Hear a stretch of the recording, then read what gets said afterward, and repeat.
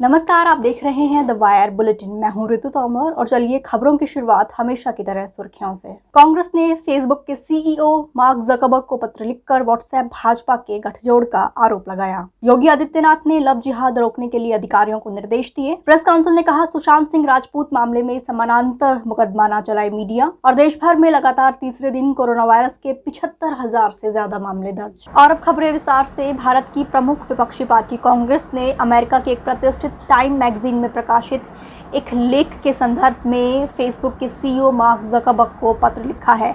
बता दें कि टाइम मैगजीन में 27 अगस्त को Facebook ties to India's ruling party complicated fight against the hate speech के नाम से एक लेख प्रकाशित किया था, जिसमें सीधे तौर पर फेसबुक के मैसेजिंग ऐप व्हाट्सएप और भाजपा के बीच गठजोड़ का आरोप लगाया गया था।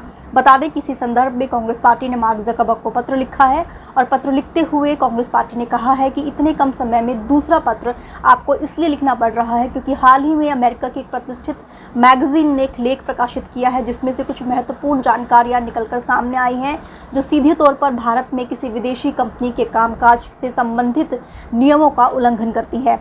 आपको बता दें कि इस पत्र में आगे लिखा गया कि जो प्रमुख 3 बिंदु इस लेख से निकलकर सामने आए हैं, उसमें से पहला ये है कि व्हाट्सएप ने भारत में अपने पेमेंट ऑपरेशन से संबंधित ज़रूरी लाइसेंस हासिल करने के बदले भाजपा को व्हाट्सएप इंडिया का नियंत्रण सौंप दिया था।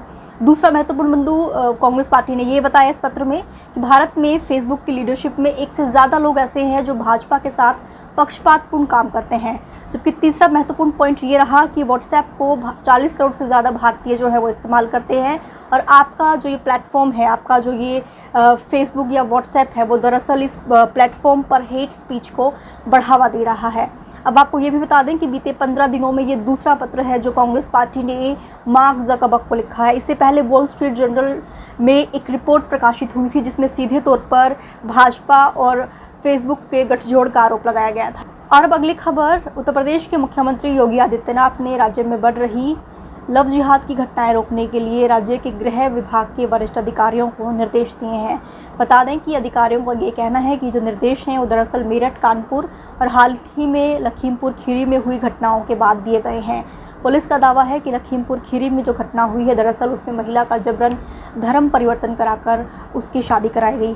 बता दें कि योगी आदित्यनाथ के जो मीडिया सलाहकार हैं मृत्युंजय कुमार, उनका साफ तौर पर कहना है कि राज्य में जो है लव जिहाद की घटनाएं बढ़ रही हैं, जिसके बाद योगी आदित्यनाथ ने इन घटनाओं पर लगाम लगाने के लिए एक योजना का खाका तैयार करने को कहा है। अब अगली खबर। प्रेस काउंसिल ऑफ इंडिया ने अभिनेता सुशांत सिंह राजपूत की आत्महत्या और इससे जुड़ी जांच के संदर्भ में कई मीडिया संस्थानों द्वारा की जा रही कवरेज को लेकर कड़ी आपत्ति जताई है। बता दें कि पीसीआई ने इस संदर्भ में एडवाइजरी जारी कर कहा है कि मीडिया को ऐसे मामले में कवरेज करने के दौरान पत्रकारिता के नियमों का, यानी इसके जो आचरण है उसके नियमों का पालन करना चाहिए। इसके साथ ही पीसीआई ने सनसनीखेजपूर्ण सुर्खियों, तस्वीरों या फिर इस तरह की किसी भी कंटेंट का उपयोग करने से बचने की सलाह दी है। और इसके साथ ही पीसीआई ने इस एडवाइजरी में ये भी कहा है कि मीडिया संस्थान जो है वो पत्रकारिता करते समय या इस तरह के संवेदनशील मामले की पत्रकारिता करते समय पीड़ितों, गवाहों, संदिग्धों की जो निजता है उसका सम्मान करें। बता दें इसके साथ ही पीसीआई ने दैनिक आधार पर रिपोर्टिंग करने से भी बचने को कहा है और उसके साथ ही बिना किसी सबूत के या बिना किसी प्रामाणिकता की किसी भी तरह की क्लेम करने से बचने को कहा गया है। अब बुलेटिन की आखिरी खबर।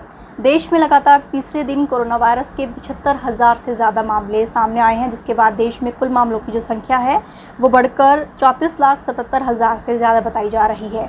ठीक इसी तरीके से बीते 24 घंटों में कोरोना वायरस से 1,000 से ज़्यादा लोगों की मौत हो चुकी है, जिसके बाद अब तक देश भर में कोरोना वायरस से 62,837 लोग दम तोड़ चुके हैं।